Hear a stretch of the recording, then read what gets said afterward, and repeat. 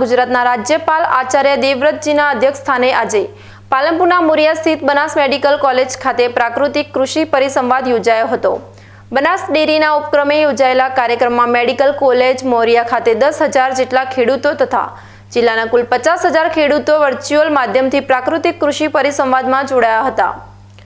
મોરિયા ખાતે ખેડૂતોને સંબોધન કરતા રાજ્યપાલ આચાર્ય દેવવ્રતજીએ જણાવ્યું હતું કે वर्तमान समय में प्राकृतिक कृषि की ताती जरूरियात है। देशभर में प्राकृतिक कृषि ने अपनाववा अभियान चाली रह्यु छे, त्यारे प्राकृतिक कृषि फायदा अंगे राज्यपालश्रीए जणाव्युं के आ एकमात्र खेती है जेनाथी जमीन फळद्रुप अने नरम बने छे। वरसादी पाणी वधु मात्रा में जमीन में उतरे छे। खेती में वरसादी पाणीथी थतुं व्यापक नुकसान अटके छे। खेतीना खर्च में घटाडो थाय छे, ज्यारे आवक में वधारो थाय छे।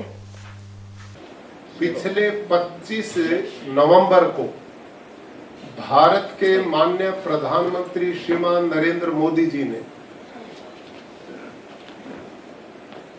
प्राकृतिक खेती को राष्ट्रीय कृषि मिशन बना दिया है और अब प्राकृतिक खेती के ऊपर जो पिछले दिनों रिसर्च हुई है, लंबी चर्चाएं हुई हैं, साइंटिस्ट के साथ भी बातचीत हुई है और पाया कि प्राकृतिक खेती आने वाली ग्लोबल वार्मिंग की चुनौतियों में सबसे टिकाऊ खेती रहने वाली है और इसी के द्वारा धरती भी बचेगी, पानी भी बचेगा, पर्यावरण भी बचेगा, देसी गौ माता भी बचेगी, किसान की भी समृद्धि का रास्ता बनेगा, लोग स्वस्थ और निरोग भी बनेंगे और भारत का अरबों खरबों रुपया इससे बचेगा।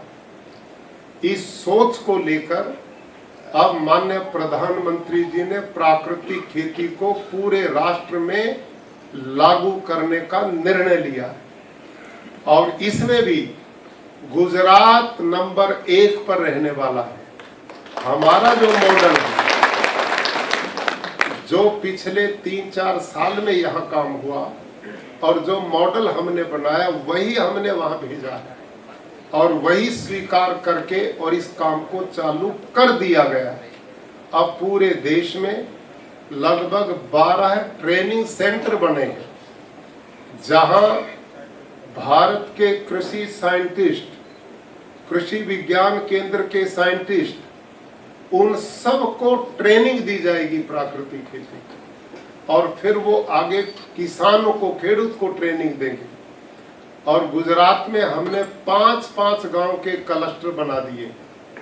इनमें आत्मा जो कृषि विभाग का एक विभाग है और कृषि के लोग, 2 लोग 5 गांव में केवल उनका काम किसान को ट्रेनिंग देना, प्राकृतिक खेती कैसे की जाती है और हर गांव में एक कृषि सखी को नियत किया गया। विधानसभाના અધ્યક્ષ શંકરભાઈ ચૌધરીએ જણાવ્યું હતું કે પ્રાકૃતિક કૃષિનું અભિયાન આજે જન આંદોલન બન્યું છે।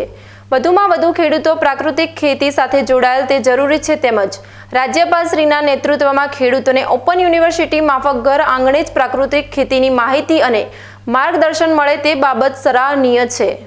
बड़े किसान हैं जो अपनी अच्छी कृषि कर रहे, अलग पद्धति से कृषि कर रहे, पोटैटो का काम कर रहे, कहीं पर मूंगफली का भी बहुत अच्छा यहाँ पर प्रोडक्शन ले रहे,